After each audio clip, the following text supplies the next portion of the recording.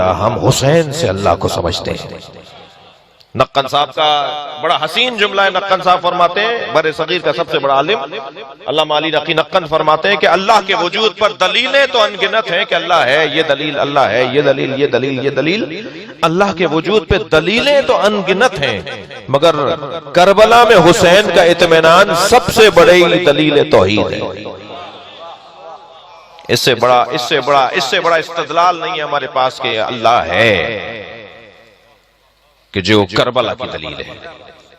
मैं फिर पलट रहा हूं अपने मजमून की तरफ।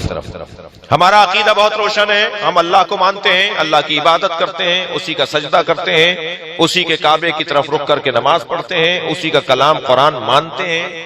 ऐसे ही है। हम गैर खुदा की परस्तिश नहीं करते। हम सजदगार रखते हैं ताकि अल्लाह का अच्छा सजदा कर पाए। हम सजदगा को सजदा नहीं करते। हम खाक पर सर रखते हैं ताकि आजिज़ी की बेहतरीन तस्वीर बन सके। एक साहब मुझसे कहने लगे, आप ये टिकिया रख के सजदा क्यों करते हैं? मैंने कहा क्या मसला है? कहने लगे ये शिर्क है। मैंने कहा आप कहां सर रखते हैं? कहने लगे हम हर जगह रखते हैं। मैंने कहा जो हर जगह रखे वो मुवाहिद है, और जो खाक पर सर रखे वो आपके नजदीक गैर मुवाहिद। हम खाक पर सर रखते हैं, खाक को सजदा नहीं करते।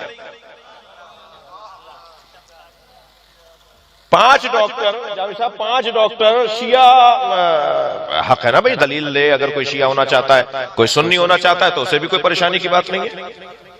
दलील से बात होनी चाहिए, इस्तदलाल से गुफ्तगू होनी चाहिए। किसी के लिए कोई दरवाजा बंद नहीं है, कोई बैरियर नहीं है। 5 डॉक्टर शिया हो गए थे मगर सजदगा नहीं रख रहे थे।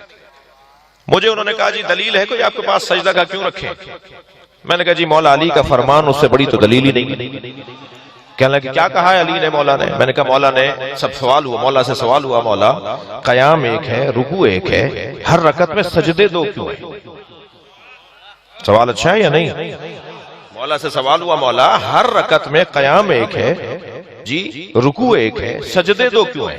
मौला ने कुरान की आयत पढ़ दी। हजरत फरमाई आयत सुन लो, तुम्हें समझ में आ जाएगा कि अल्लाह ने 2 सजदे क्यों रखे। आयत कहती है मिन्हा खलकनाकुम व फीहा नुईदुकुम, यही मट्टी है जिससे तुम बने हो, यही मट्टी है जिसमें तुम वापस जाओगे।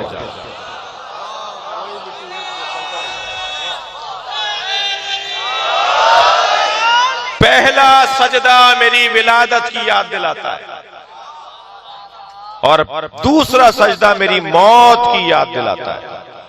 दोनों सजदे खाक पर होंगे तो विलादत और मौत याद आएगी। हम खाक पर सर रखते हैं ताकि आजिज़ी का अच्छा इजहार हो सके। सजदा खुद आजिज़ी है और फिर वो भी खाक पर सर। और करबला की खाक इसलिए ढूंढते हैं कि कायनात में सबसे बड़े सजदा गुजार हुसैन की याद के साथ सजदा करोगे तो अल्लाह कबूल करेगा। कोने से आवाज आ रही है, मौलाना ये शिर्क हो रहा है, हुसैन की याद में नमाज पढ़े या अल्लाह की याद में? हम अल्लाह को सजदा करेंगे मगर जज्बा हुसैनी के साथ। जी जो जरा बात रोशन करना चाहते हैं, मैं उनके लिए जुमला कह देता हूं। हमारी जिंदगी की सबसे महंगी नमाज कौन सी है?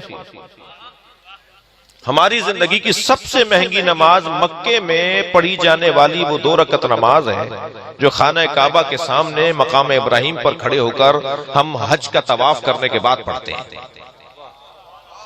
वीआईपी हज करेंगे तो 25 लाख का हो रहा है जी, गवर्नमेंट का भी 5 लाख का हो रहा है, जिसमें बहरहाल इंशाल्लाह बेहतरी आने वाली है।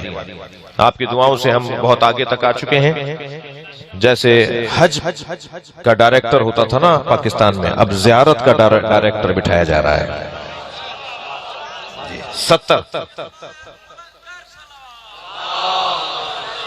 70 साल से पाकिस्तान में ज़ियारत बिदअत थी, अब इबादत होने जा रही है।